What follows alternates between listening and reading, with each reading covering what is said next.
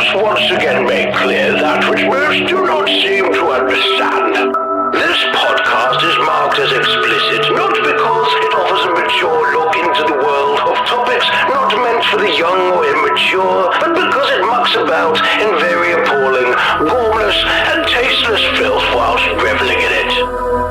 Cinema Psyops aims to drag you down into the very same muck, filled with sexual deviancy and decayed morality. Cinema Psyops. They heap weekly praise on such filth while discussing the most base and animalistic urges, reviewing the lowest common denominator of low-grade trash ever considered film.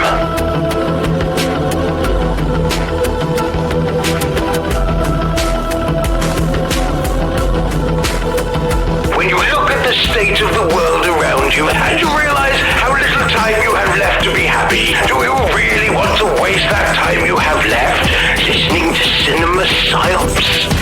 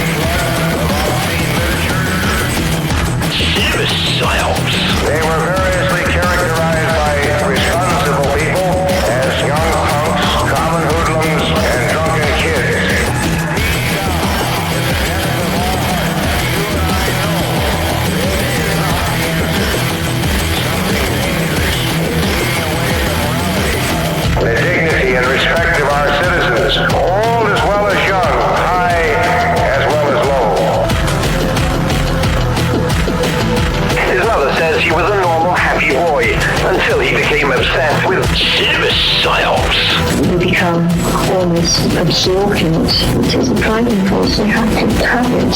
I hate it so much that I want to see if it's done to a camera and personal level. And I want to see it banned. I want to see it off the face of the earth. Yeah, it's amazing, but I think parents have to really pay more attention to what these kids are listening to.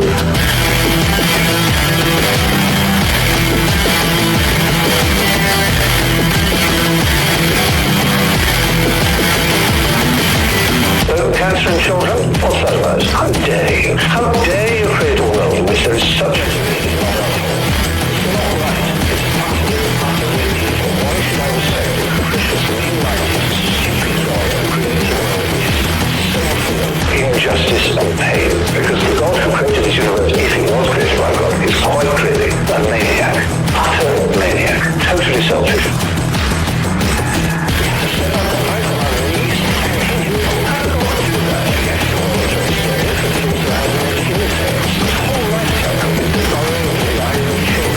Make them blind. Why did you do that to us?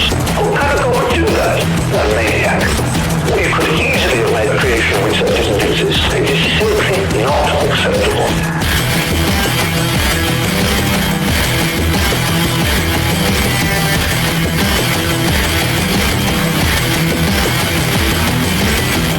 Cinema Psyops. I want to see it banned. I want to see it off the face of the earth.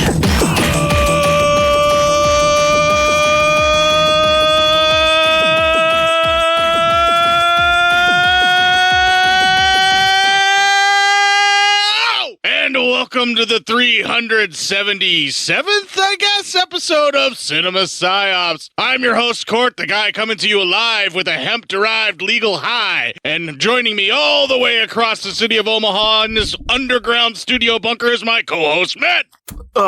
Late night last night. For both of us.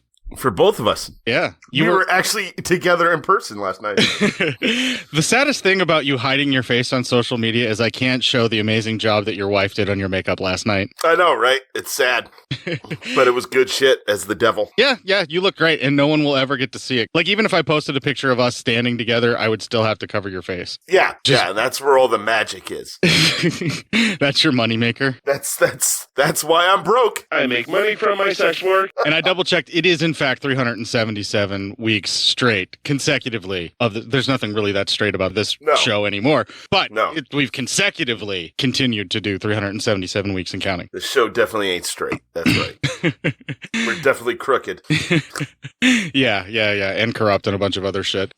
Yeah, we're both cranky and tired and worn out because my Halloween party for the year was last night. And I'll tell you what, buddy, I don't know how many more years I'm going to be able to do makeup because although I did the gentlest and easiest to wear for the longest amount of time makeup in my life on myself, the out-of-kit kind of makeup that I did last night, even though that was like the gentlest and the one I could wear the longest, today, after I, gently removed it all, I took a shower last night and scrubbed my skin and stuff. Today, when I woke up, I had some red blotches and some of my skin was like severely irritated where the latex actually started tearing at the skin a little bit more and I'm not rebounding like I used to from wearing makeup all night. Oh, Jesus. I'm getting old, man. My skin's starting to go. We're all getting old. Now, I'm not really complaining. It is what it is. I'm a little bit raw. But now imagine Robert Englund having to do Freddy Krueger in his later years. Right? Oh, God. Like just in Freddy versus Jason, right? Yeah. He's still doing makeup most of the time to this day. He's still doing some kind of special effects appliances because he just does. He's Robert Englund. He loves to do that shit. He's the man. I can see why Doug Bradley didn't want to do Pinhead anymore. I can only imagine what was happening to him. And I know that there's more gentle adhesives than like latex out there now and all that kind of stuff. So it looks like I'm going to have to start switching up my stuff and I can no longer use the cheapest, easiest to use stuff that also isn't very different from what they used to glue carpet together. Yeah, right.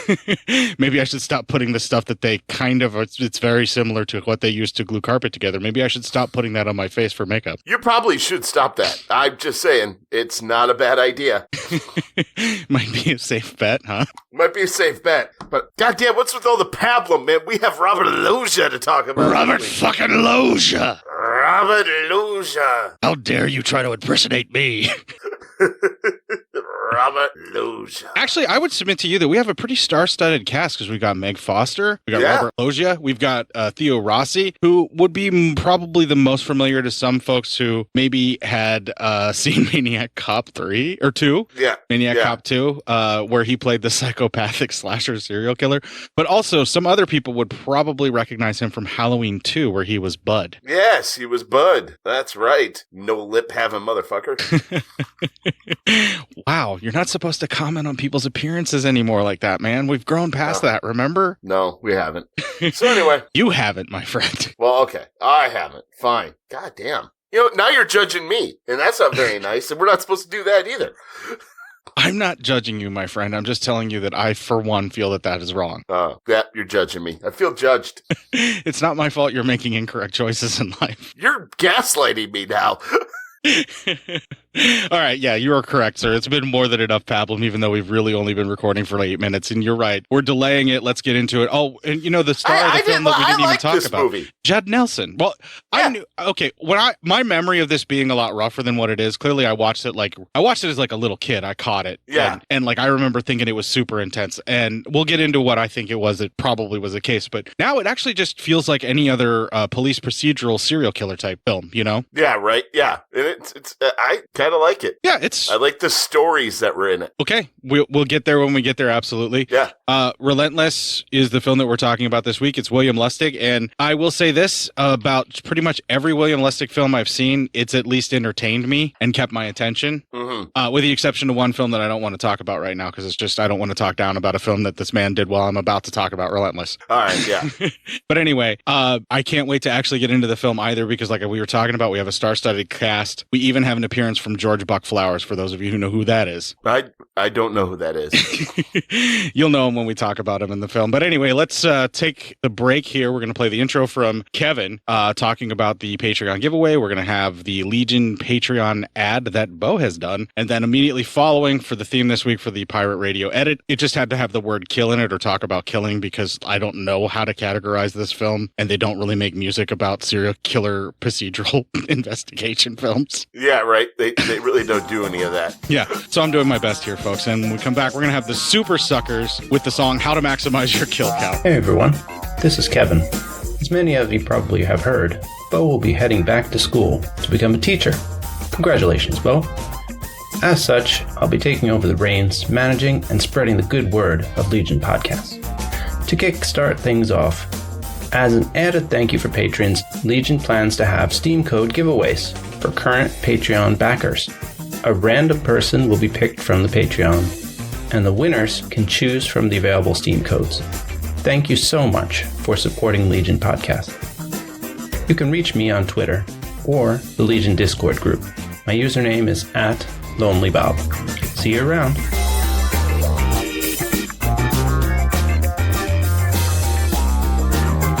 This'll keep you quiet. Oh, hi there. I didn't see you. You caught me cutting a new show. I'm Bo Ransdell, and I'm one of the many creators you can find on Legion Podcasts. I said quiet! My fellow podcasters and I work hard to bring you the best in horror podcasting, but that comes at a cost. Wouldst thou like to live deliciously? Not that, but also yes. No, what I'm getting at is that there are server costs, costs for good microphones and software for editing, all the things that make our shows, fun to listen to. And you can help. If you're enjoying the shows on legionpodcasts.com or in the Legion Network available on iTunes and Stitcher, just about anywhere you can download a podcast really, you can help us out and get a little something for your trouble at patreon.com/Legion Podcasts. For just $2 a month, you get a pair of movie commentaries exclusive to Patreon, and for $5, you can also join us for a monthly screening of a movie. All of that available on patreon.com/Legion Podcasts. We appreciate it, and thank you for listening. Now, back to the cutting room.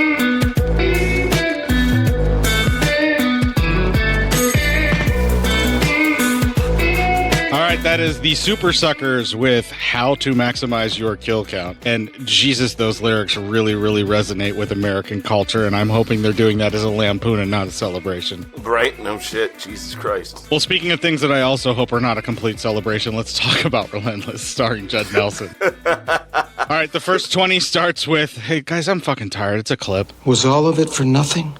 See? They didn't accept me. The psychiatrist said no.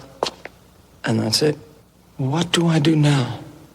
Tell me, please, what now? That'll make more sense as the movie goes on, I promise. Yeah, but what now, Court? What now? Well, we cut to an aerial view of the city and the opening credits before watching some dude jogging back to his apartment. He gets his mail and heads in to check on his parrot, I think is what it is. And then they cut from that to Judd Nelson's character tacks up the recommendation failure, like rejection notice, whatever it is that he got. We're not 100% sure, but he tacks it on his bathroom wall, right? Yeah, I think so. Yeah, and then I think it's so he has to look at it in the mirror every time he's in the bathroom. It's probably not the healthiest thing to do, but I mean, whatever motivates you, am I right? Yeah. After he tacks the failure notice onto his bathroom wall, he makes a call on a rotary phone using a phone book, confusing anyone trying to watch this film that is currently under 35 as to what both of those things are. Yeah, I don't know what are those? Yeah, and also a picture of his dad. Okay, that's also fair, but that also leads into our next clip. Jesus. I called to see if you were home. I have to kill you tonight. I have to kill you tonight. This is very auspicious, Dietz. You're removing your uniform for the very last time. Don't break my balls. There, did you hear that?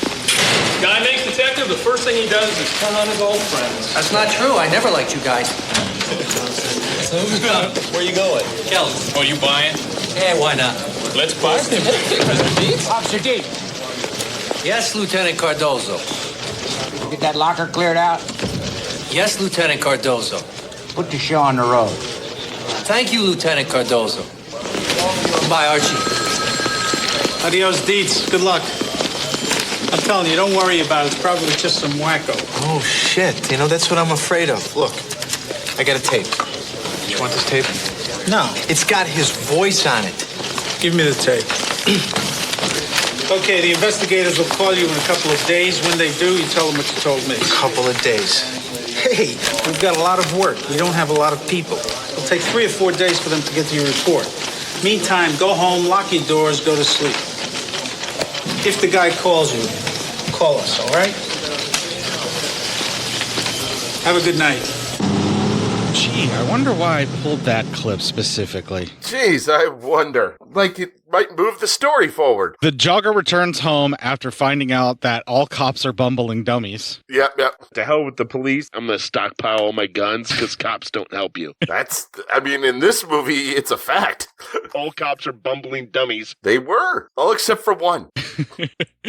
I would submit to you that not even one. Well, all right. The jogger returns home and is understandably paranoid after getting absolutely no help from the police. He's scared as he notices a person walking up the same staircase behind him. And anyone who's ever been in a situation similar to that, where you feel threatened in some way, shape, or form, you know what this actually is like, where you're looking around and you think someone's always behind you, or you think that what if that's the person that's coming to get you? You basically live in fear. That's part of what Judd Nelson's character is trying to do here. Like, yeah, he's still, you see him finding his way, and this is his very first kill that he's about to attempt. And I think the film does a good job of actually portraying that. And I think it does an excellent job of portraying what this jogger's paranoia feels like as well. I wanted to point that out. Anyway, the paranoia then escalates to the point where it has him checking his apartment for intruders. As he makes it to the bedroom, he goes to check the bathroom actually and looks at the shower curtain, and he goes to move the shower curtain out of the way, and that's where he is grabbed from behind and then choked out by Judd Nelson's character, just laying there on the bathroom floor. Yeah. Judd Nelson's character then grabs a knife from the kitchen, and it's just like this small, pathetic paring knife. It doesn't even mean anything. It's, it's not even like 100% guaranteed that this is going to do the job. He just grabs the quickest knife he has in front of him. Yeah, right. It's just like, all right, well, it's almost like a crime of opportunities. Like, I need to kill him with something. Then he forces the knife into the victim's hand and begins playing a game of why are you stabbing yourself? Stop. Also, number one, this is a really nice decorated place for this guy. And number two, how did he know, like, he went to the exact drawer where the knives were? That was just a lucky guess. Because, let's face it, real life, you're opening up 6 different drawers before you find it. I think he may have been casing him ahead of time. Maybe, yeah, he had access to the place, so. Yeah, he may have looked around. I just call it movie magic. Right, let's just call it more movie magic. Yeah, but the thing that we got to note here specifically is he plays this "why are you stabbing yourself" bully game. He really does. That. Yeah. Why are you stabbing yourself? Why are you stabbing yourself? After the fatal belly wound stab, Judd Nelson leaves a page from the phone book and on top of the body, and we cut from this to Theo Rossi's new detective being woken up by his wife and getting ready, and that is our third clip. I'll have you to practice, but not first thing in the morning, huh? Good morning. What are you making? Avocado omelet. How about sausage and peppers, huh? Sausage and peppers. Sure, next time your mom and dad come to visit. Yeah, well, I don't even have the time. You've got plenty of time. Take your vitamins. No, I want to get there early. Introduce myself to the guys. Sam, will you do me a favor? Just this once, try and remember that you don't have to set the world on fire your first day. I know. Just be myself. No. I said you don't have to set the world on fire. Like, be mellow. Carol, that's so West Coast. Kid, never marry a girl from the West Coast. I don't like girls. Well, don't marry a boy from the West Coast either. Avocado omelet up. I gotta go. Be good. I love you. My hero, you nervous? Nah. A little. Thought so. She does that to me all the time, too. All right, Captain. I'm working on it right now. Dan, why don't you quit smoking, too? I'm trying. Anything above and beyond that, you gotta go through Captain Blakely, except you don't want to do that. He's a jerk off. You're better off going through his secretary, Francine, that girl over there. It's gonna be your desk. You just scrape that shit off, put your stuff in the drawer. Hey, everybody, listen up. This is Sam Dietz. He's gonna be working with me now. How you doing? Nice talking to you. Nice jacket. Malloy, homicide, Hollywood. Take the rookie with you. Rookie? Come on, let's go. I got a name. He calls me Rookie. Is that the jerk-off? No, that's another one. How many jerk-offs you got around here? You got exactly 8. Hope you don't make 9. This movie has a very interesting opinion of how people interact in an office. Right? Like everyone just staring, jerk-offs. I mean, this movie is not doing cops any favors or trying to glorify what police are like. I would submit to you that this is actually a pretty accurate portrayal if you've ever actually been to a police station. Probably, yeah. They're all kind of just dicks. You missed an opportunity to ask me how many police stations I've been to. Well, how many police stations have you been to? Enough to know whether or not this was an accurate portrayal. Can I ask you a question? Yeah. Yeah. How many lawyers are telling you not to answer that question? Enough to make me listen. All right, this clip ends with Judd Nelson doing some target shooting in the desert. He actually has a pretty decent grouping on his target, and then he very creepily sticks his pinky into one of the bullet holes in the target paper. Yeah, and then he has a little flashback memory of Daddy Dearest teaching him how to shoot and then smacking him around because he missed everything. Oh, thanks for doing that, because that leads into our next clip. Geez, standing here reminds me. Remember that one where the girl strangled her boyfriend with the soap on a rope? Were you on that? No. That was Bob Connolly. That was on that classy one. When the guy drowned his girl in the toilet. Oh, yeah. Did you ever break that? No. Hey, take this to the lab. Who is this guy? Oh, McAfee retired. That's my new partner. Bulldog, what you doing? Checking things out. Yeah? Why don't you sniff around out there, see what you can find? Okay. What do you think these condos go for? Find anything? That knife he was killed with belongs to the victim. He's got a whole set of them. So? So why would he get killed with his own steak knife? Maybe his girlfriend was a vegetarian. His girlfriend wouldn't have to look up his address and underline it. Well, maybe he was a male hooker and he stumbled on a burglar. Burglar? He's got a watch and a ring in plain sight on the dresser, boy. Maybe the killer was blind. But I'll bet you got a better idea. Better than a male hooker with a vegetarian girlfriend who finds a blind burglar in his bathroom, huh? You've been a detective for 2 hours. You got all the right answers. Our boy said all the lights were on in the apartment. So the stiff was afraid of the dark? He sure was last night. Now look, the shower curtain's pulled back. That's not the way he normally kept it. You're probably wondering how I figured that out. If you keep a plastic shower curtain pulled back, you get mildew in the phones. No mildew. How about that? Now, this other thing is just a guess. But I'm saying, Todd comes into the apartment, he thinks somebody else is here. He gets a knife from the kitchen, turns on all the lights, and he comes in here. He's looking. He pulls the shower curtain back. Hold it. He was behind the curtain. You can practically see through this. You can't hide behind something like that. So where did he come from? From out there. Todd pulls it back. He doesn't find anybody. He turns around. The killer comes through the door. They scuffle. Bing! Todd goes down just like that.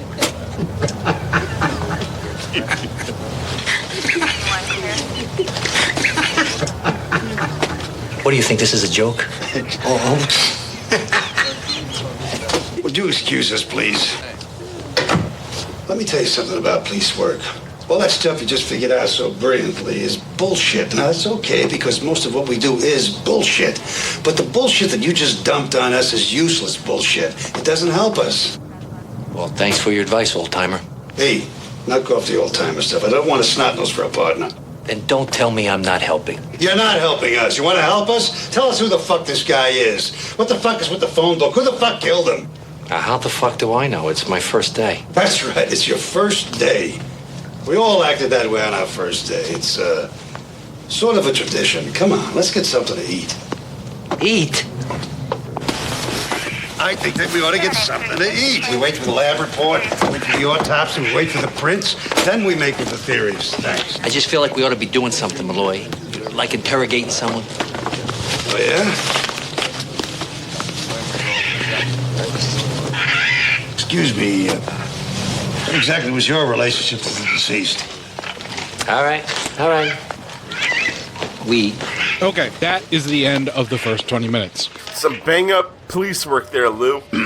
Well, what Theo Rossi's character is actually proposing is not that far from, the truth. Like, he notices the shower curtain, so he makes an intuitive, thought of what I'm might saying actually he's happen. trying. I was making fun of everyone else who wasn't really doing anything. Yeah, but here's the thing: he's also an asshole about how he does it. Like he's basically like he comes up with the correct theory. He's not actually wrong. He should probably notate, say some things with the crime scene folks. I mean, this is what detectives are supposed to do on a murder scene. Now, Robert Loggia's approach is not all that wrong, but it's just like lackadaisical, and he just seems like he's more interested in what every place that they go to is worth more than anything else. Yeah, he's not into wanting to really solve the crime or do any work for it, Right. It's just he's interested in everyone else doing work to try to solve the crime. Yeah, but he's also like it's not necessarily like he's a bad cop. I think they were just trying to basically poke fun. It feels like this is it's an East Coaster making a film that takes place in California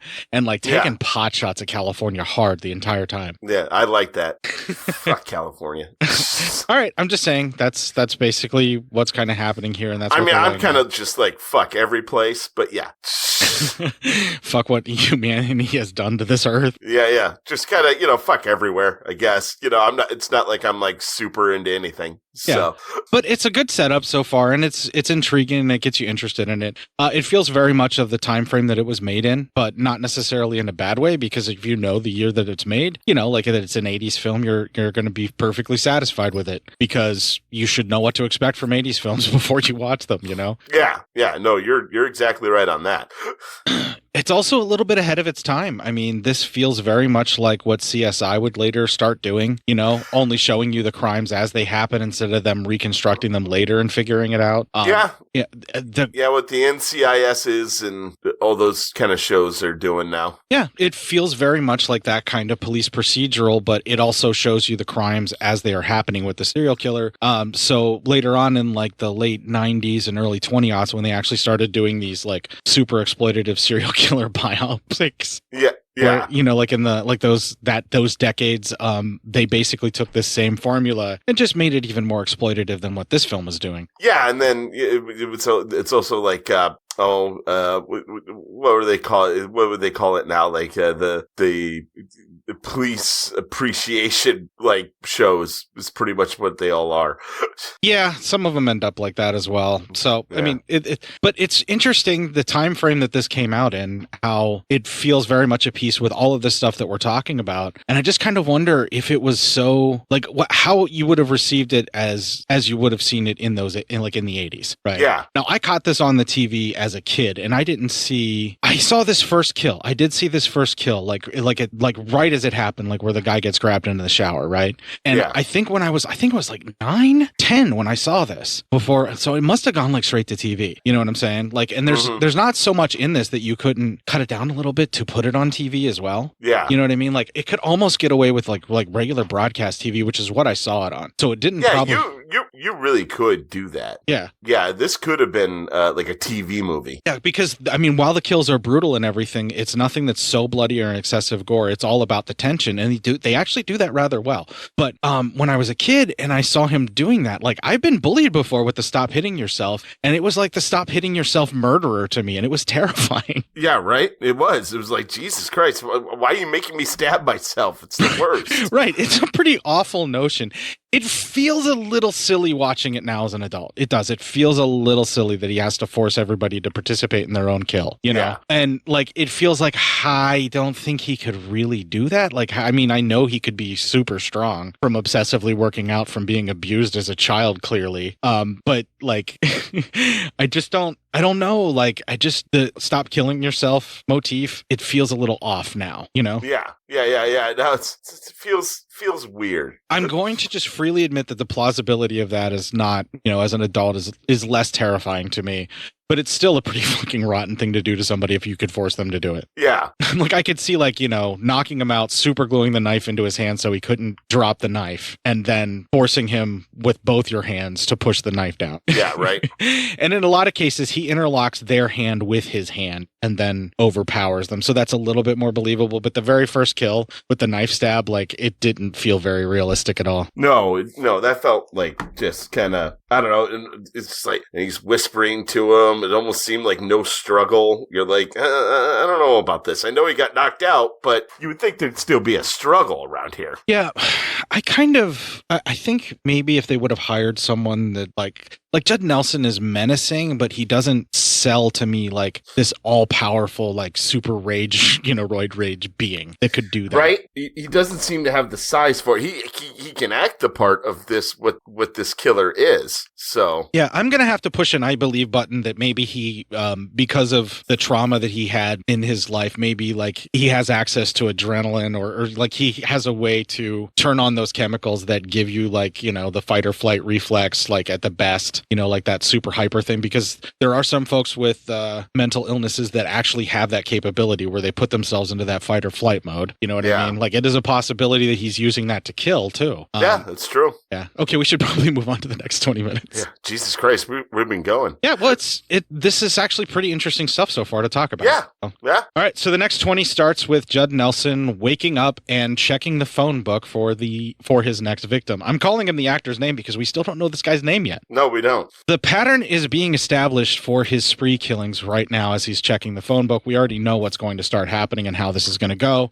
His would-be victim that we are shown appears to be a cat-loving composer of above-average wealth. It's a pretty amazing house that she's playing piano in. Yeah, it's a nice place. And she doesn't even like get upset about the cat jumping in this extremely expensive piano, so therefore she has to be a cat lover. Yeah, she's a cat lover, and she's probably got money. So she's like, he won't ruin it. And if he does, I'll buy a new one. The only reason I was like, oh my goodness, get out of there, is because if the cat gets to the higher levels of strings, he could probably cut his feet. Right. I was worried about doing, that. Cat? Yeah, but right after she kind of like shoos the cat off of the piano gently, she hears a noise of someone, what sounds like someone walking on her roof, right? Yeah. And immediately calls the cops, as you should do. And then Judd Nelson's character jumps the minute she makes the phone call through a skylight in her roof, like just breaks through it. And that was actually pretty menacing. Lands on his feet and just immediately starts walking at her. Like it was like nothing to him. Like he basically bends his knees enough to break his fall and then is immediately right back up and taking steps at her. It's actually pretty terrifying. He's like, check me out.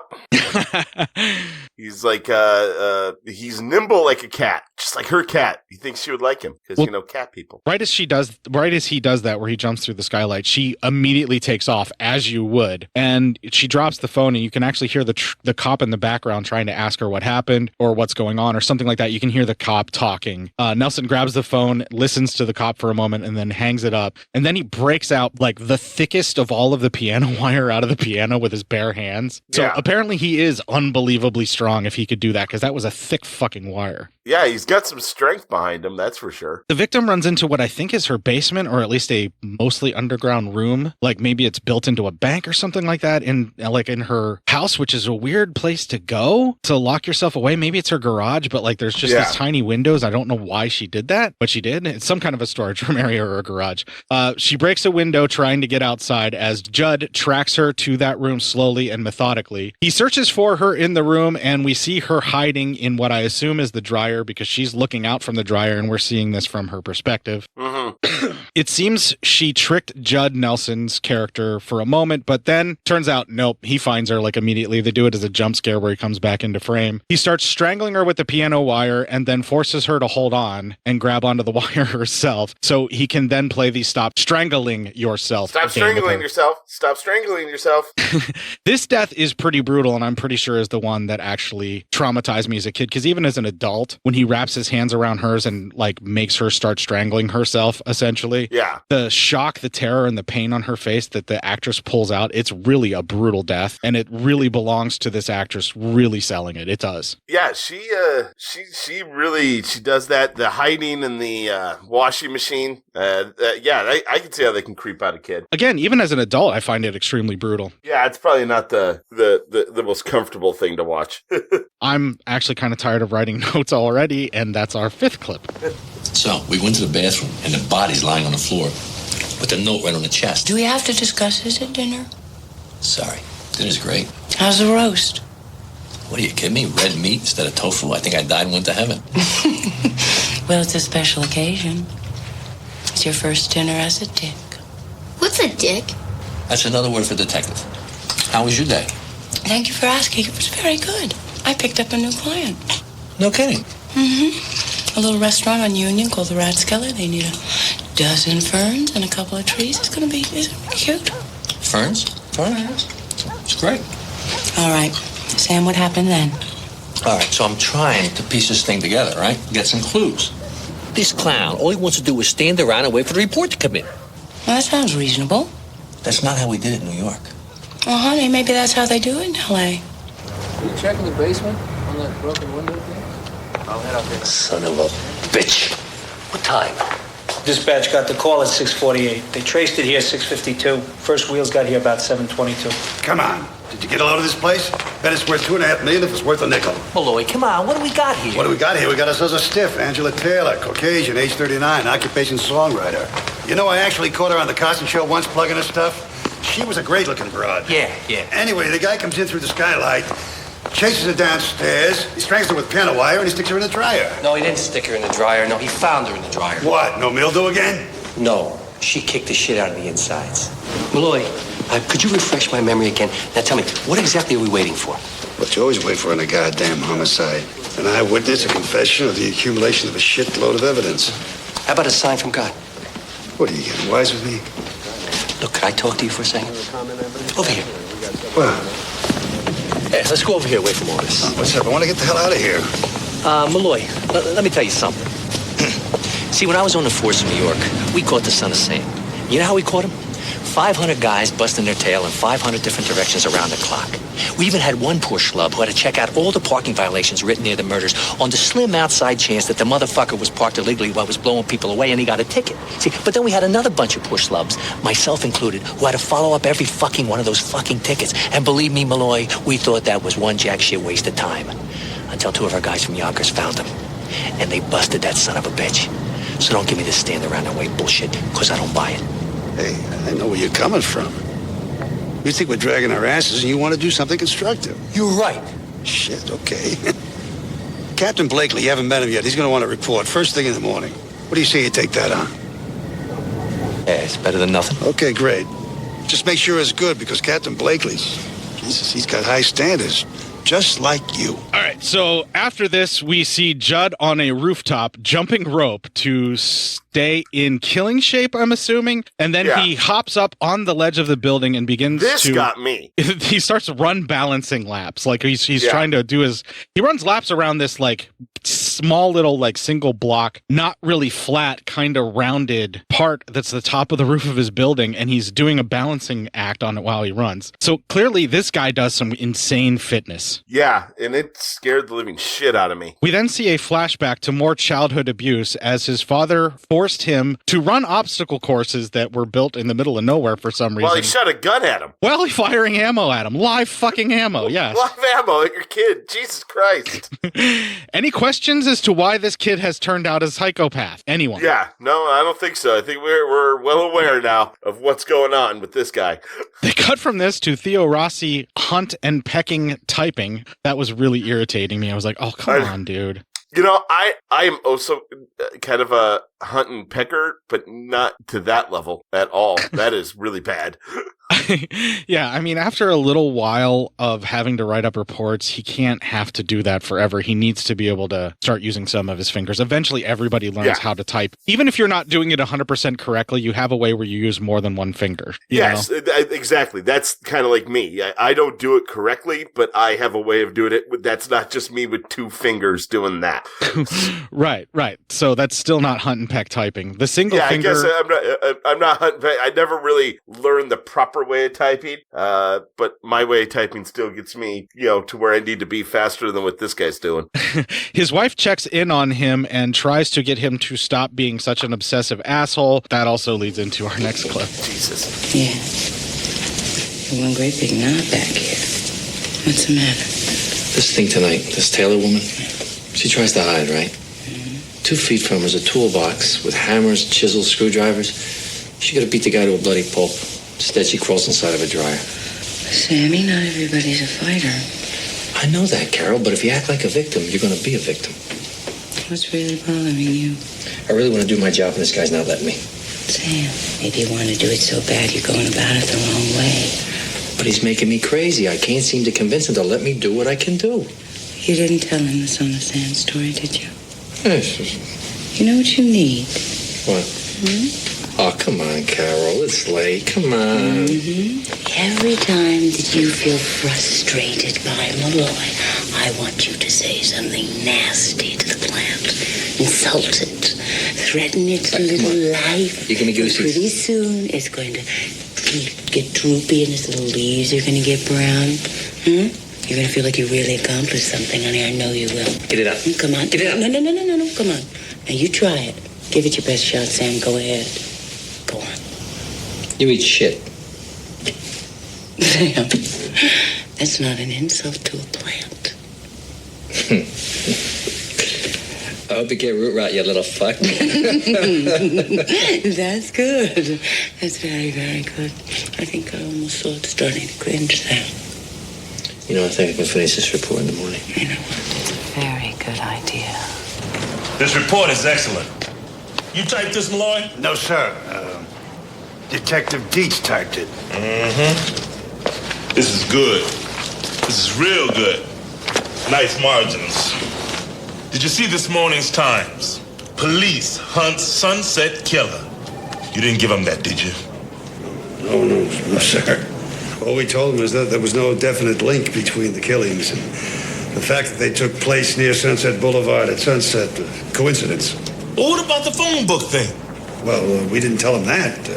We were afraid of a copycat.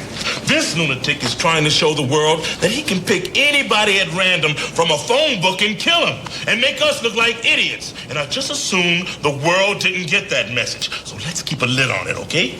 Excuse me, Captain. But a little publicity might be just what we need here.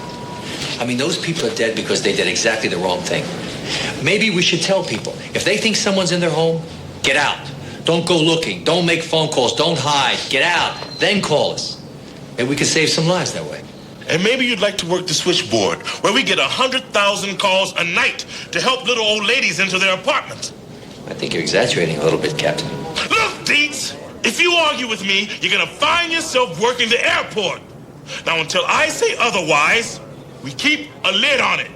Understand? Get out! You know what to do. No, Captain. I don't know what to do. Try catching the son of a bitch.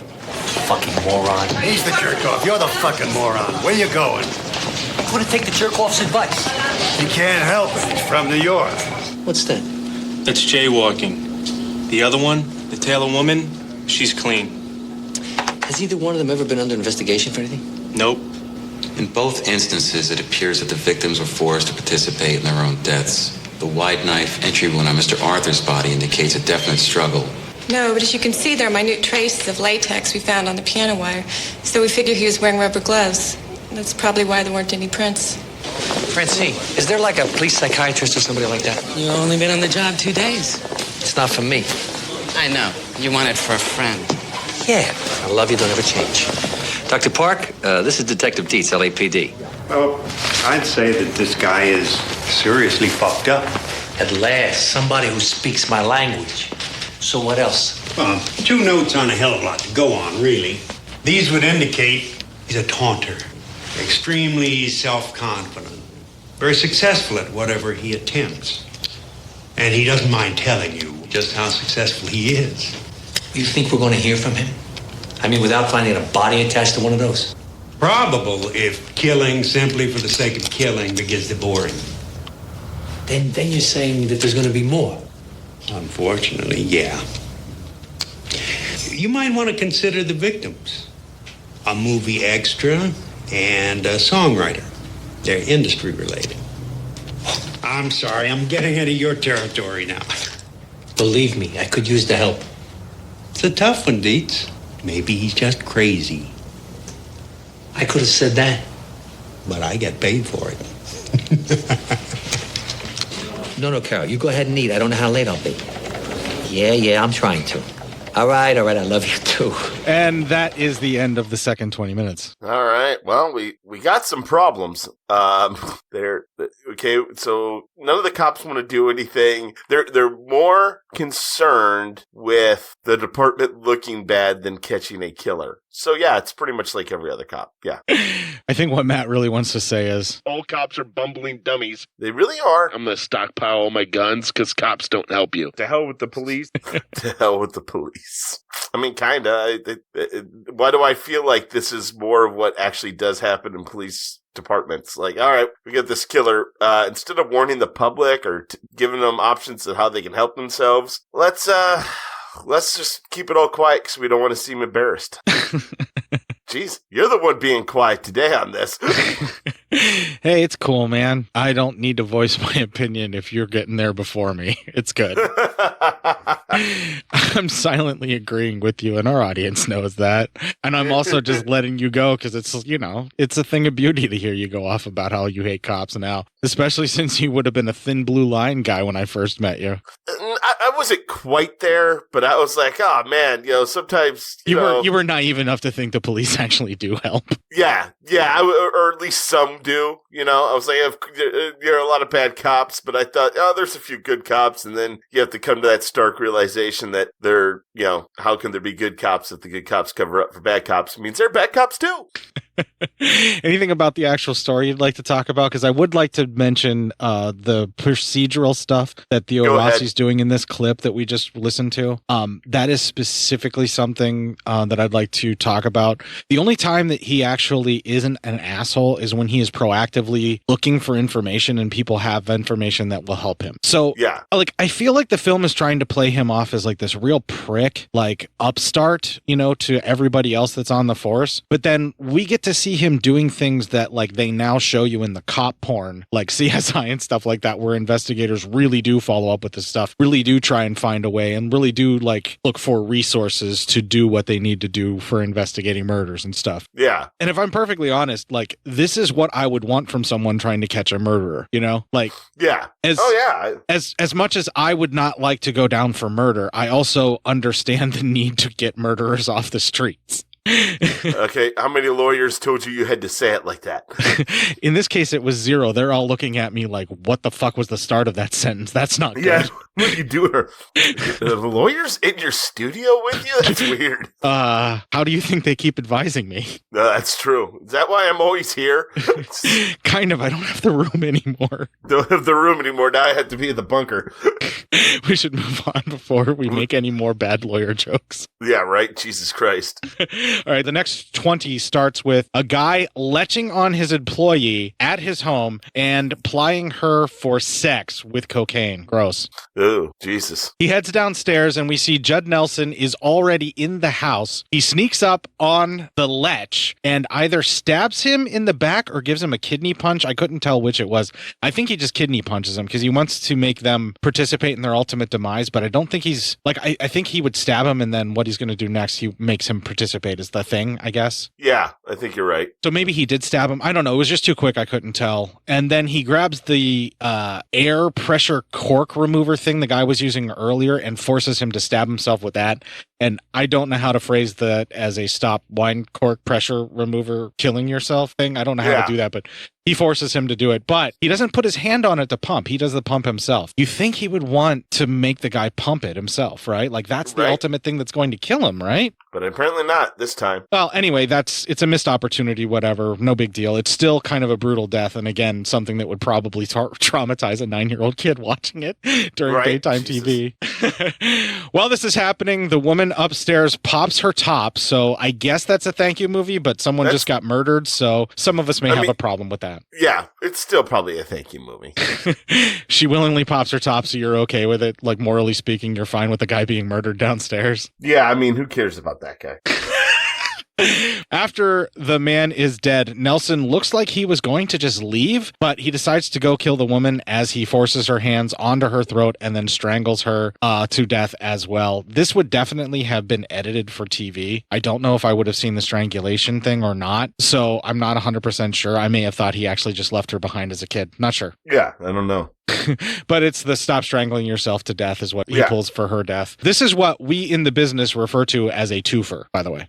Yeah, well, and she almost got out of there without getting murdered, but she kept calling out, so then he went up there and did it. In true slasher fashion, her horniness is being the cause of her ultimate demise. Yeah, pretty much.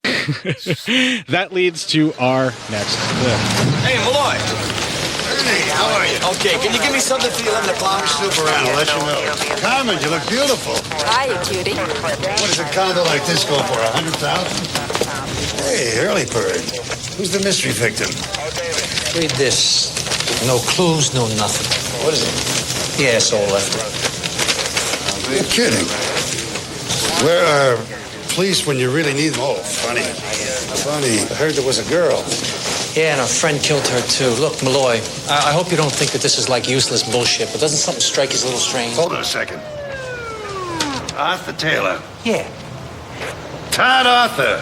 Angela Taylor, for Christ's sake, it's as plain as the nose in your face. What is? Arthur Taylor, the person with warnings. This is the guy they're really after. Come on. Let's go talk to the news people. Anybody talks to you, just say, no habla inglés, okay? Yeah, sure. Good kid. Just hold off on the name thing for 48 hours, and I promise I'll give you everything we've got. What time did the attack take place? What time? 7:15. Bill, I mean, who are you kidding? You won't go on record that this was yet another Sunset murder? Carmen, you're calling it that. We're not. Does this look like Sunset Boulevard? What are you trying to do, start a panic? Do you have a description of the guy? Yes. Shit. What are you so grumpy about? I think you're wrong, man. And you don't want to listen. This guy is a psychopath. Hey, I'm not arguing with you. He's a psychopath. No. I don't think he's going to stop. He'll stop when we nail him. You just don't give a shit. Who the hell is raining on your parade? You are, man. You are. Sam? You think I handled that well? I love you. What do you want me to say? No? I really felt like punching the guy's lights out because he just won't listen to me.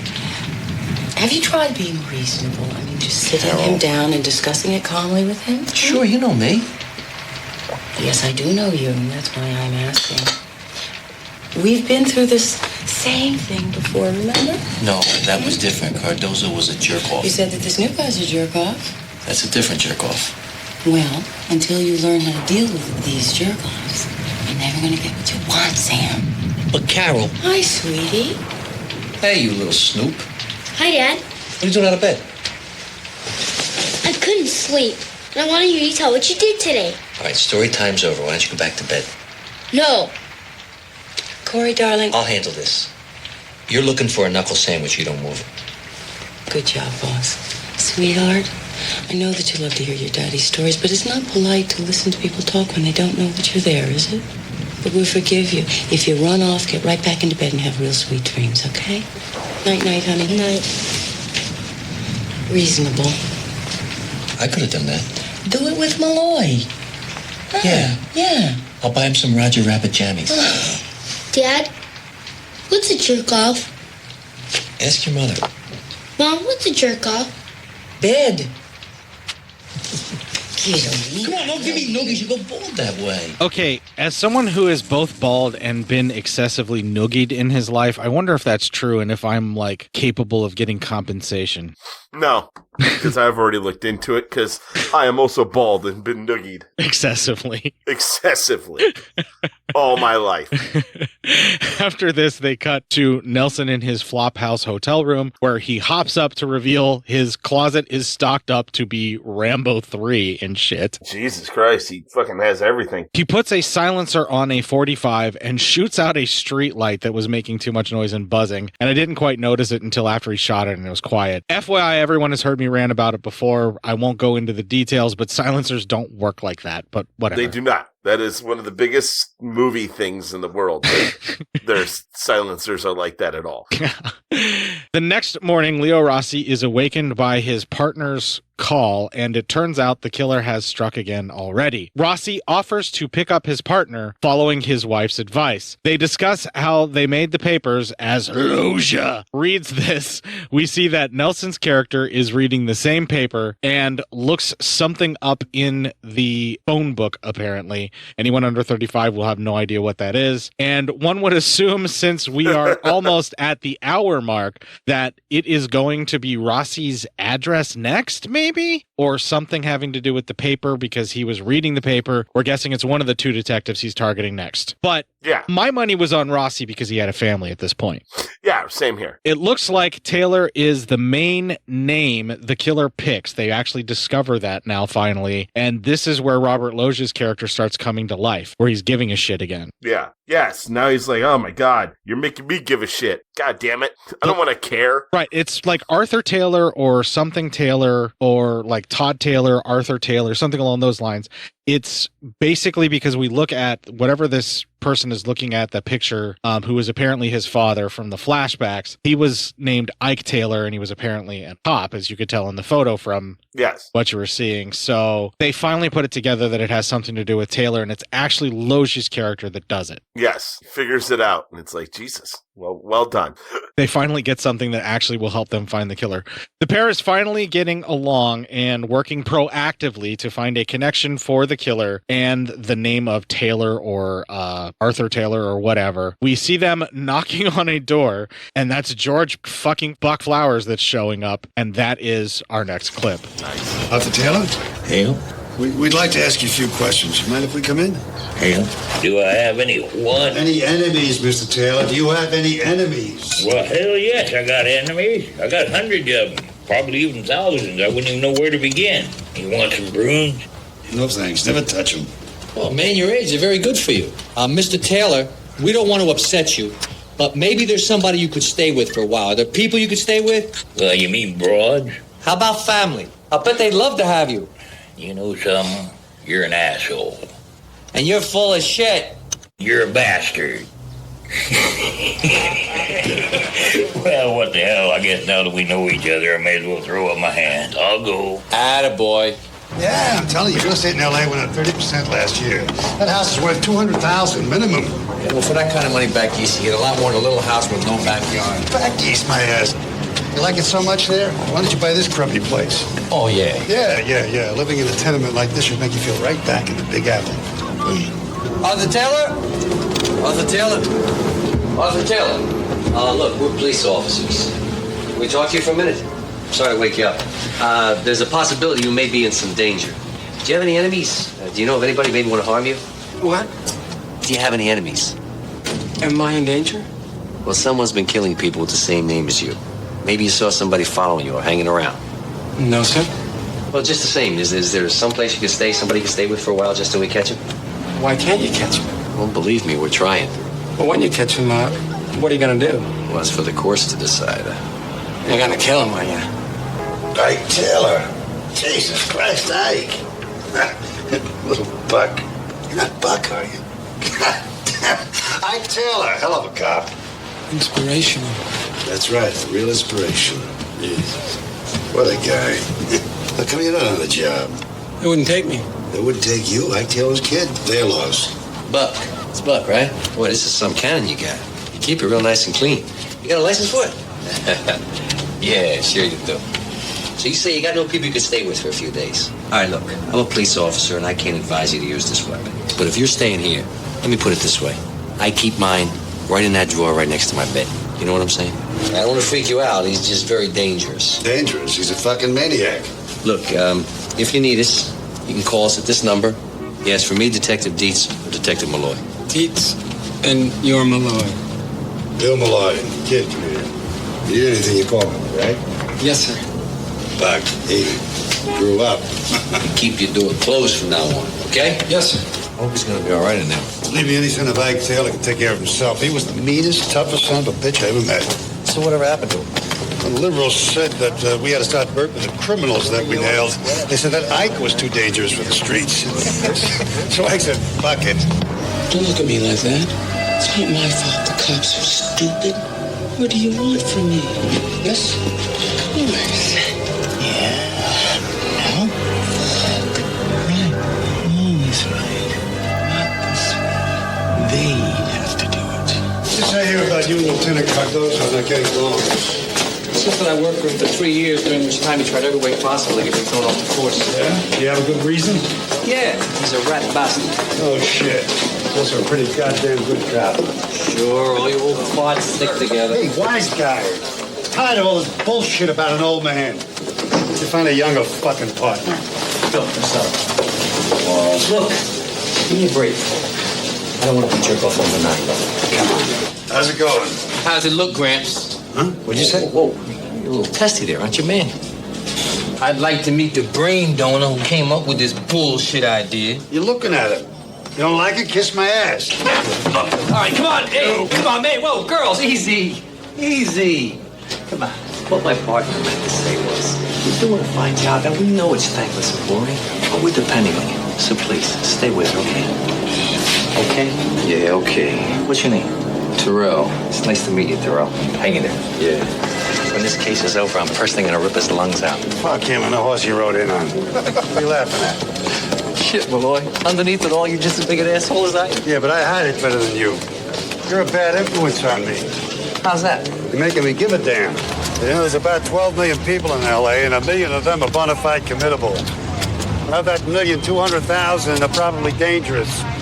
And of that 200,000, one of them decides it's open season on people.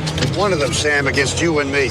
We're going to find him. Okay, it is important to note right off the bat that the movie tries to make it a mystery as to who his father was, and I think they try to make it seem like he was like this military guy or something like that, possibly, but other than just being a child abuser who fired live rounds at his own kid, making him run an obstacle course, other than that, they don't really say what he is, but it's kind of obvious from his photo, and then the fact that the guy is taunting the police like he is, that the guy was a cop. It's kind of obvious, and the film tries to make this a big reveal, but I don't know if it really is. It's like a twist reveal that you kind of saw coming, right? Yeah, kind of. But I think the real twist is, in fact, that the kid's name is actually Arthur Taylor, and he's killing everybody that has his name because he can't kill himself, is the idea. Like, his father has made him hate himself so much that he wants to die, but he can't do it himself. He also asks everyone when he's killing them, like, what it's like. Yeah, like he's obsessed with the idea or something like that, which it feels like a bit of a stretch. Like, it feels like they're trying to, I don't think they stick the landing on this one and like the way that his psychopathy would work for the type of abuse that he endured. I don't know. I don't think it just quite writes. It doesn't quite work for me, you know? Well, it's not no, I'm just kidding.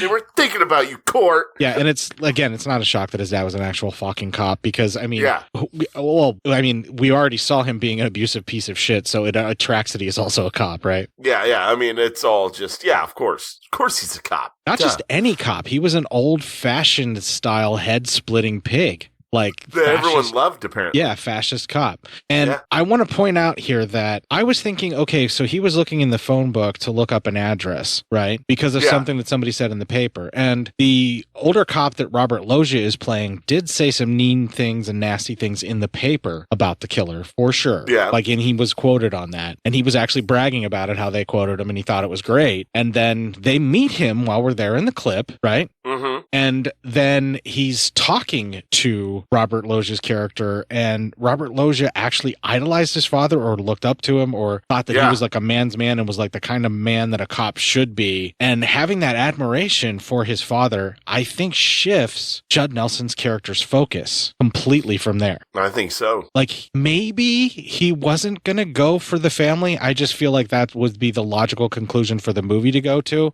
But it's here that I realized, no, he was looking up Robert Loggia's number for sure. You get that feeling because he fixates on him. He's going after Robert Loggia. Right. If he's trying to shame daddy with his kills while also killing himself at the same time over and over again, he's shifting his focus. And again, we see he's learning to be a better serial killer. He's learning to be a better killer or predator in general. And it's kind of scary. Yeah, and even though it seems like he wants to get caught, he may also be going after him because if they found him now, he could be like, shit, they're close. Also, we hear during the clip Judd Nelson is ready to shoot himself, but then he decides it's time. It's time to basically go suicide by cop. And at the very end, we see Judd Nelson sharpening his razor and shaving with it. And while he's shaving, he has like a mini meltdown that he starts smashing his stuff and all of that kind of stuff. And that actually leads to the end of the very first hour of the film. We only have 30 minutes left, and then it's going to be a last 30 minutes extravaganza, just wall of notes that I got to read. It's going for, we're in for a run here.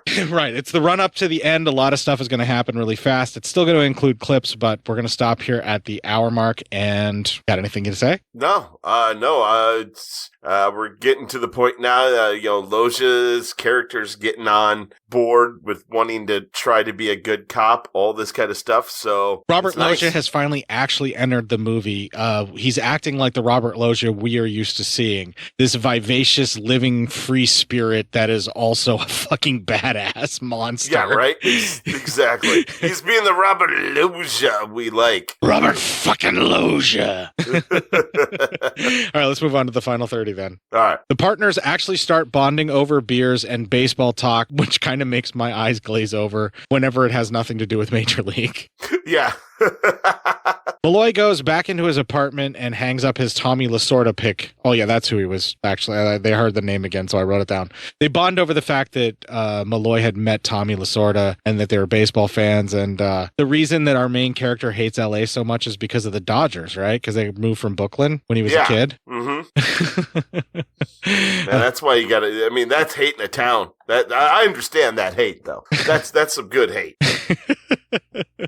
So anyway, Malloy goes back into his apartment after Theo Rossi's character takes off, and he puts his Tommy Lasorda pick back, drops his gun onto his kitchen table, and immediately there's a knock on the door. And we know who it's going to be before the serial killer even walks into the room. Yeah.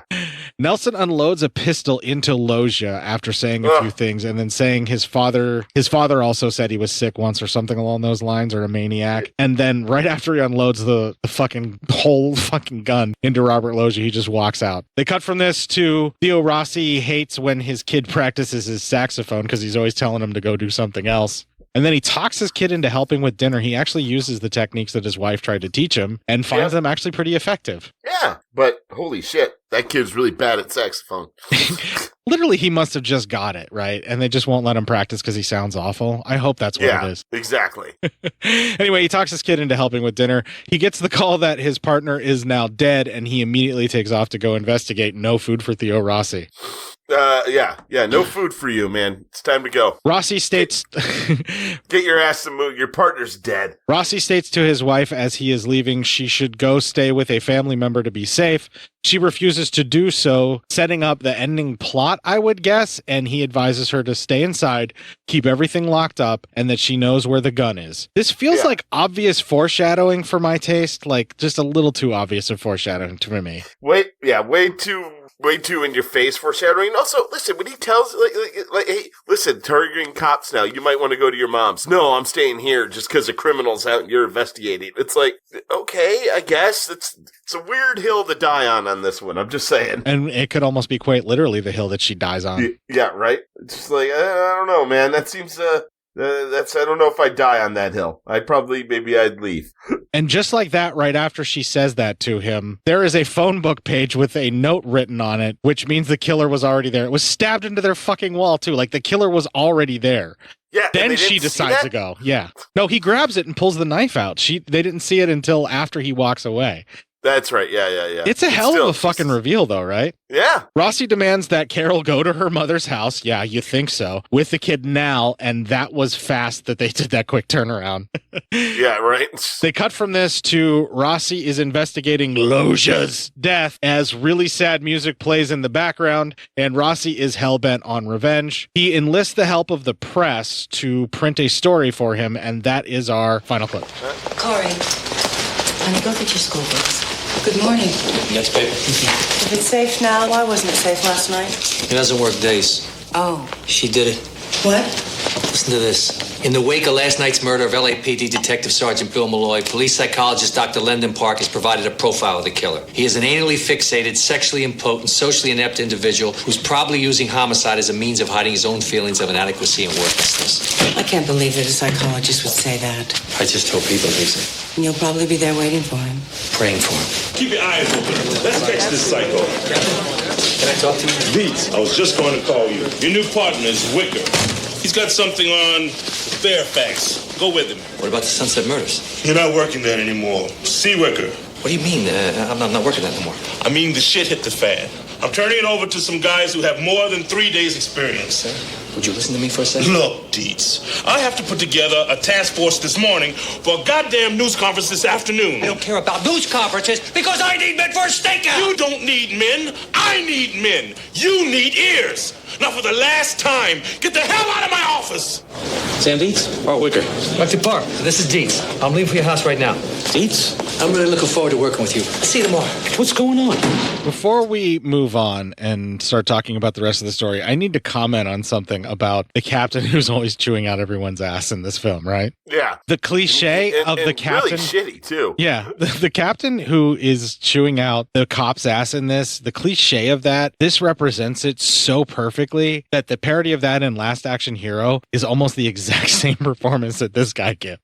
Like the way that he's like just fucking yelling and angry and spit's flying out of his mouth and all that shit. It's like almost the same fucking performance, you know? Yeah. There's like pretty much it's every police chief. And except for the guy that worked with Riggs and Murtaugh in the original fucking Lethal Weapon series. He always gave them shit, but like he never really fucking screamed. He's like, come on, guys. Yeah, what are you guys doing? He just gave them the disappointed dad thing, which is so much fucking worse. I know, right? It's like, come on. All right, we need to move on. Yeah. After this, we see Nelson's character pacing and pissed about the newspaper article, and we cut from that to Rossi manipulating his old sergeant into staking out the psychiatrist's house with 4 men. The manipulation works, and Rossi takes off. They cut from that to Nelson grabbing a teddy bear in his Rambo closet, and they cut from that to Rossi debriefing the pigs on what is about to happen and how to stake out for this killer. The doctor is cleaning and loading a weapon as well, while Rossi talks it all over with him. Dietz gets a call from a detective that may be a break in the case. Oh, look, Rossi's character's name is finally in my notes. Thank you, Court. Yeah, hey, good job. Dietz gets a call from a detective that may be a break in the case, but he is hell-bent on this revenge plot, is what it feels like to me at this point, and will not get the message, but because he is out and didn't tell everybody where he was supposed to be. No, of course not. Well, because that would be playing by the rules, and I think we all very well know this guy doesn't play by the rules. Well, he plays by his own rules. Yeah, the rules of Hard Knocks. Rossi cops to how much of a scam this is to entrap the killer and how much he is risking to do this. The guy next to him even uses that cliche line about his ass being in a sling. You remember that? Yes. Wonder how fresh that would have been back in the 80s, though. You know what I mean?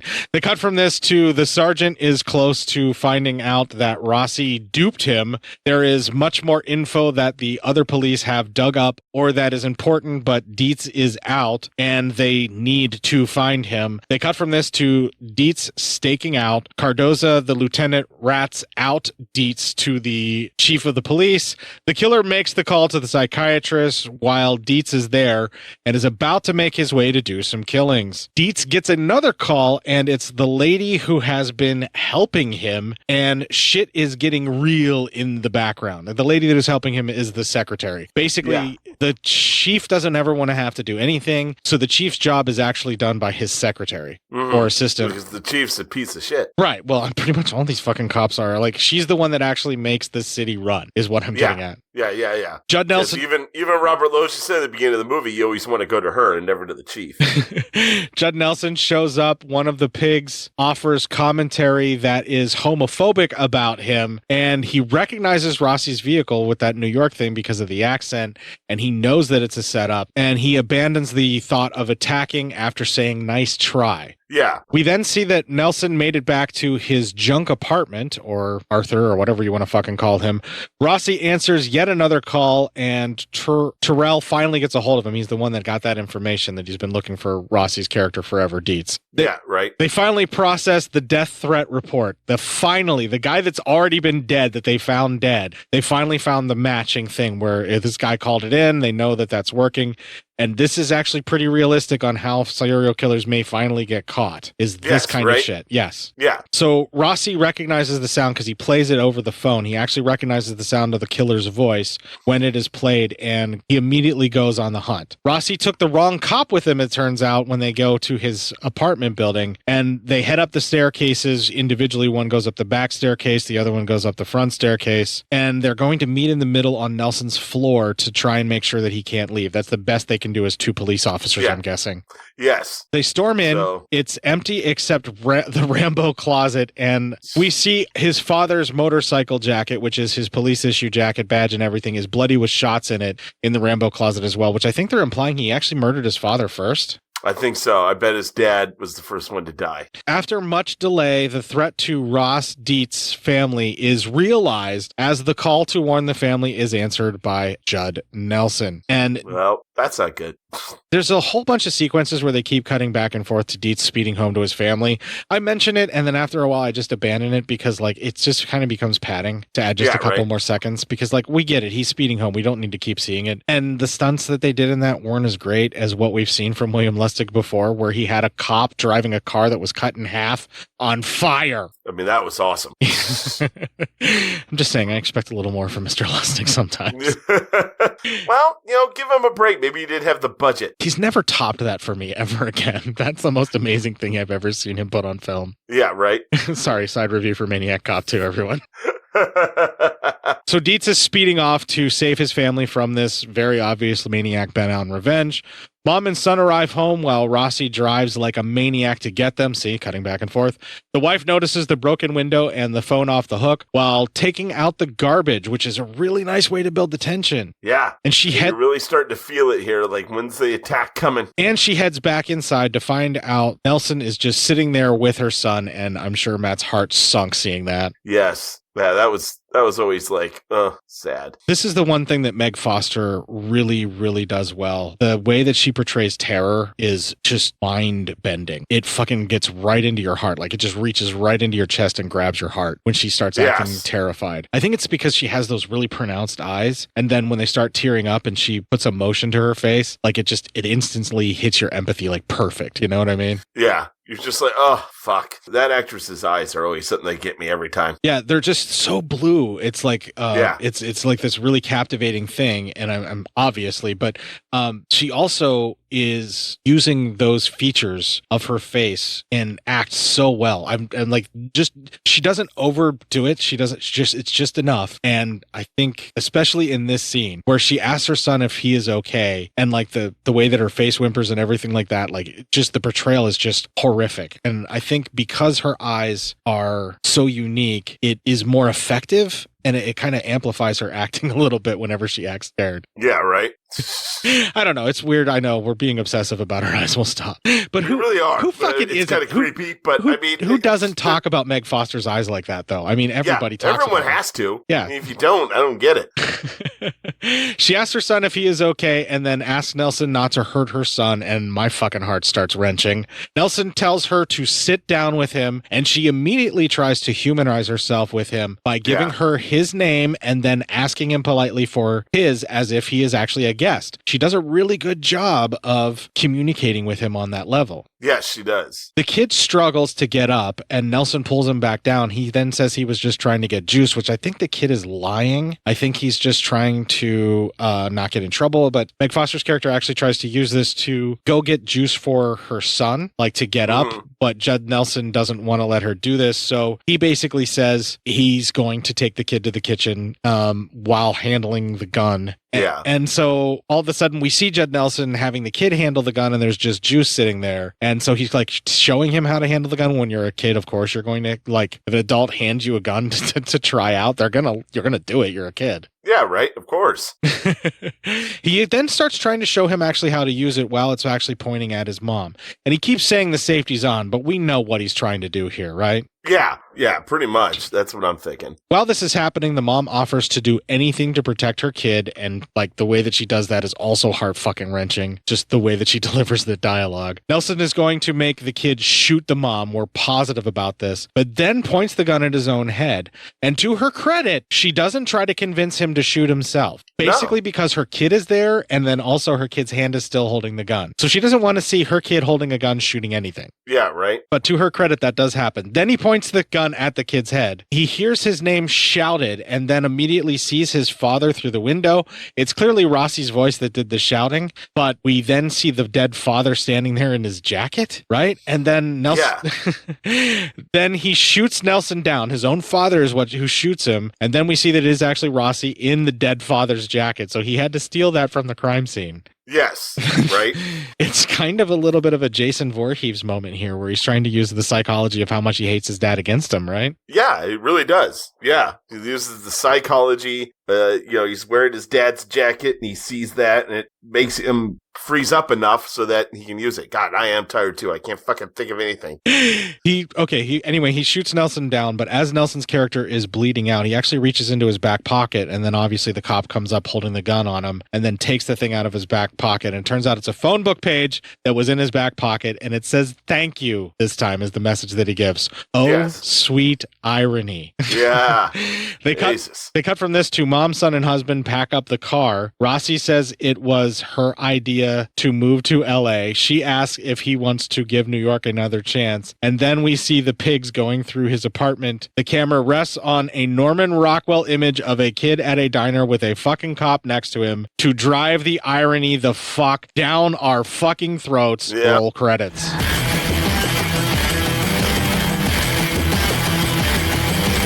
Jesus, man. Okay, it ends definitely very strong. I actually thought that he was going to be there to hurt the family. I like that twist where no, he came there to suicide by this cop specifically. Yeah. Because like he was the opposite of his father and his work is complete that way, kind of. You know what I mean? Yeah, right. That's kind of how I saw it, if that's what they were going for or whatever. So there's some things that they try to do with like the psychology of how the characters would behave that I feel like for me, it just misses the mark. It doesn't quite make the landing. It doesn't stick it. But some of the other points, like how he's going to have Rossi's character kill him, because as far as they could tell, he's the exact opposite of his father. That kind of makes sense. I kind of like that. But also he killed his partner and probably this was his plan all along, like how to complete his work. I feel like he actually wins. This this is what he wanted the entire time, which is why he said thank you. You know? Yeah, he wanted to die. He tried to kill himself, but he couldn't. You know, he always had the gun. He was having fake conversations with his father's picture, who he also probably killed. So it's kind of weird. I don't know if they were fake conversations or if it was supposed to be part of his psychology that he was so damaged by his father. Well, not fake. I meant like having conversations and you're like, Jesus, you know. Imaginary. Yeah, you are. Yeah, tired. imaginary conversations. Yeah. That with his father's picture, probably huge guilt for killing his father. So. Yeah, kind of like a little Norman Bates. Like there's a mix mash of a bunch of different like psychopathy things that they're trying to do in the film. And like I said, not all of it really sticks the landing, but the murders are fucking brutal. It doesn't really matter what his motivations are. They could have just played it straight with him doing what he's doing and then like shown the child abuse stuff and we would get it. We don't need to, you know, have a whole lot else to really grasp why it is he's doing what he's doing, I think. Yeah. And the things that they try to do to explain that a little bit just don't quite work when they could have just shown it. Exactly. It's 90 minutes, and that's why I had almost 9 clips that were about 10 minutes apiece. No, I'm kidding. Fucking Jesus Christ, man. No, it actually is a pretty well-made film. It's perfect to actually watch in a bleary-eyed morning after a party when, you know, you got up and you can't quite sleep. It's okay to do it. You know, I think it's that kind of watch. And I think that's how I saw it even as a kid, not necessarily blurry-eyed after a party, but, you know, I had insomnia issues, so maybe if I got a little bit of sleep, this would have been like how I watched the film even at that age, I think. And it works kind of that way, you know? Yeah, right? Lazy Sunday morning or Saturday afternoon kind of watch, you know what I mean? Yeah, I agree. Yeah, that's kind of what you're looking for here. Yeah, definitely. Yeah, it has that kind of feel, and I think that makes sense as to why it was on like a broadcast TV on afternoon. You know what I mean? Yeah, probably. Yeah, it's a nice little movie just to lay about and watch. Yeah, it was a good watch, and, you know, it definitely beats The Castle of Creeping Flesh, which wasn't necessarily bad. It just kept being a bit redundant. So it's a nice step up from last week, at least. So that's good. Yeah, it's better than last week. That's for sure. Yeah, I'm looking more forward to next week where it's the final week where I'm doing all of these in a row and we start switch hitting again. Yeah, right? Yeah, so next week you're last week doing notes, and then I'll do next week. I think that's how it works. We're going to have to double check the schedule on both the movie that we are covering and which one of us assholes is actually doing it, because it definitely starts after next week. Yeah. I don't think I'm doing 4 in a row. I think I'm only doing 3. So after next week, I think it is your next one. Yeah. Yeah. Matt's notes are back, everybody. Court gets to enjoy himself and relax a little bit more. Oh, I hate that for you. I think we've gone long enough. I don't think we need to do some PSYOP news. I think it's more than long I don't enough. think so. We had more to talk about in this movie. Yeah, we're both fucking tired anyway. Let's just fucking end it where we were planning on let's ending end it. this one. Let's give ourselves a break. I'm gonna play time. I'm gonna play the Ending Legion promo. When we come back on the Pirate Radio Edit, we're going to have Iron Maiden's first lineup, including its first singer, and the song Killers, right after this.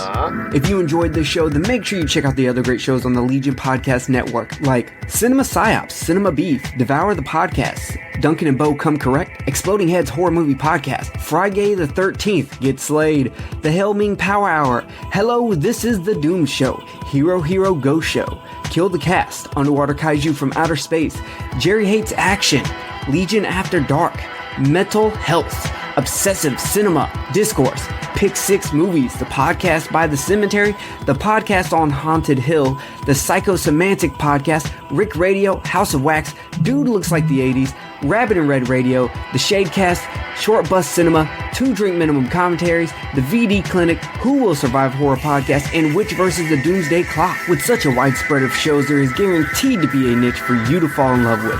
Horror, politics, movies, books, sex, music, commentaries, health, video games, kaiju, action, news, comedy, and opinions that would most likely get you killed in some parts of the world. We are proud to bring you some of the best podcasting in the world. Check us out at www.legionpodcast.com, iTunes, Spotify, Stitcher, YouTube, and any other dark corner of the internet where podcasts can be found.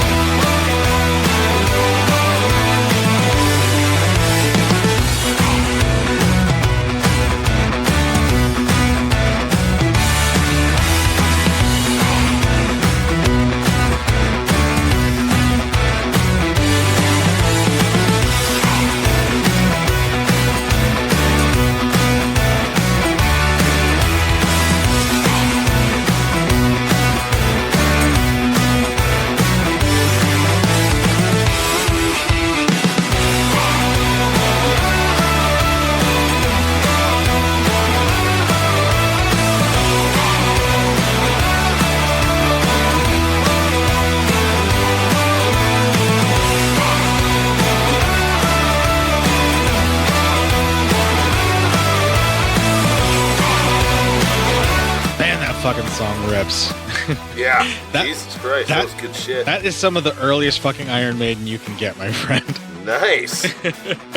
I forgot to bring up the show housekeeping because I'm that fucking tired, even though it's like 3 o'clock in the goddamn afternoon and I need a fucking nap. I know, right? Holy shit. Still bringing up the show housekeeping. Okay, so other times where I forgot to bring up the show housekeeping and then did some kind of deadpan stupid fucking joke to cover the time until I brought it up can be reached at legionpodcast.com/cinema-psyops-podcast. Yeah, psyop dash hashtag fucking £. I don't know. Another place to reach us directly is the Legion Discord chat, where I just had a lovely message that I showed to Matt at the Halloween party last night that both had us saying, no, we can't stop. We got to keep doing this show because it was so touching. Going. Yeah, anytime that anyone shares that we have helped them get through a rough patch or something along those lines, that is the highest fucking honor you can do for someone that is just trying to do something for your entertainment, right? Is to tell them that you have actually helped alleviate some suffering. That's what more could you ask, right? You can't ask for anything more than that. Yeah, so we can't stop now. We got to keep going. And one of the things that I got to keep doing, apparently, is the cinema_psyops Instagram feed of memes for the working stiff. The memes are part of it.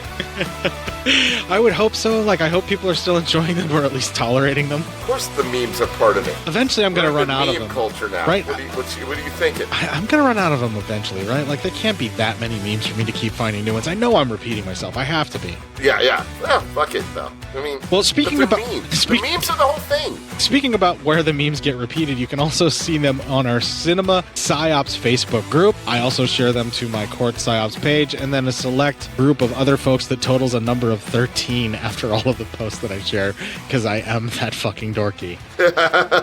Well, I mean, we're all dorky. If you'd like to email feedback to Court and tell him that you are, in fact, all dorky. We are all dorky, you fucking nerd. You can reach me at cinemapsyopscourt@gmail.com. Why are you stabbing yourself, nerd? Uh-oh. Well, while you're out there flashing back at that game of why are you hitting yourself and trying to deal with previous traumas, make sure you still kick the fuck out of this week and make it your binge.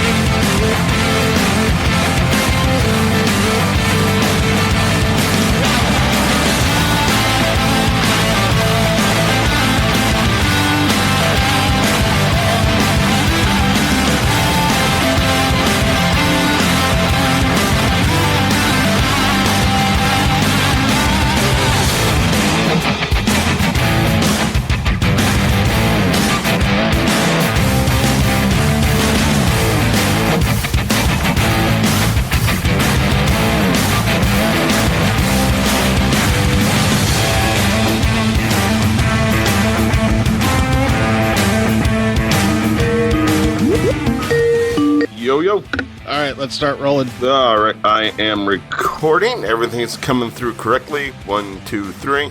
Good. All right, let's rock and roll with Relentless this week. Robert Loggia. I barely even acknowledge that it's Robert Loggia in my notes because I know we're already going to talk about it. Robert Loggia. Robert Loggia. You've reached the voicemail of Robert Loggia. I've been smoking enough already, so let's get rolling. Here we go. You all right over there? Yeah, hang on. Right. I've had nothing to eat but candy and chips all day, and my stomach's starting to hurt, and I wonder why. Oh, yeah. That's a great diet, you know. Yeah, I need to get back on an actual fucking diet before I kill myself. Yeah, right. All right, what happened to my notes here? Hang on. All right. Oh, no, we're good. We're good. I just forgot where we were at the end of the first 20 minutes there. All right, so clip 5. Holy shit, that kid's really bad at saxophone. Literally, he must have just got it, right? And they just won't let him practice because he sounds awful. I hope that's what it is. Like, if he's been trying for an extremely long time, it might be time to tell the kid to give up. Yeah, listen, maybe we find him some different after-school thing to do. Right, like, listen, kids, I don't mean to burst your bubble, but, like, sometimes your dreams are stupid. Sometimes dreams were never meant to be followed, so just, get it the fuck out of here, will you? There's a point where you can practice all you want, you're clearly not going to get that instrument, and I'm sorry. Yeah, exactly. Character packing and pissed about the news. After that, we see Nelson's character fucking autocorrect. Ike Turner, his father's, or Taylor, Ike Taylor, not Ike Turner. Jesus Christ, what's Turner, wrong with me? Jesus Christ, man. Well, he's an abusive asshole named Ike. I can see where I confuse the two of them. Right, yeah, that's true.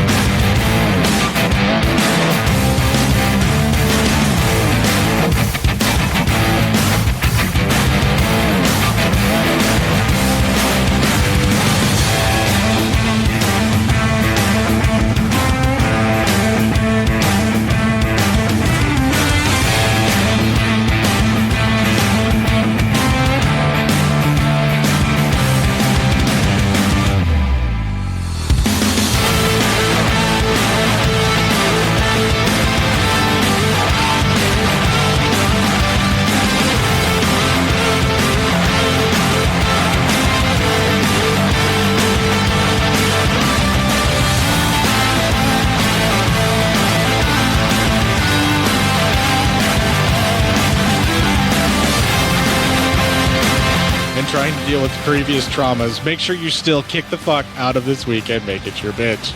I was getting out of that before you started worse on it. All right. And I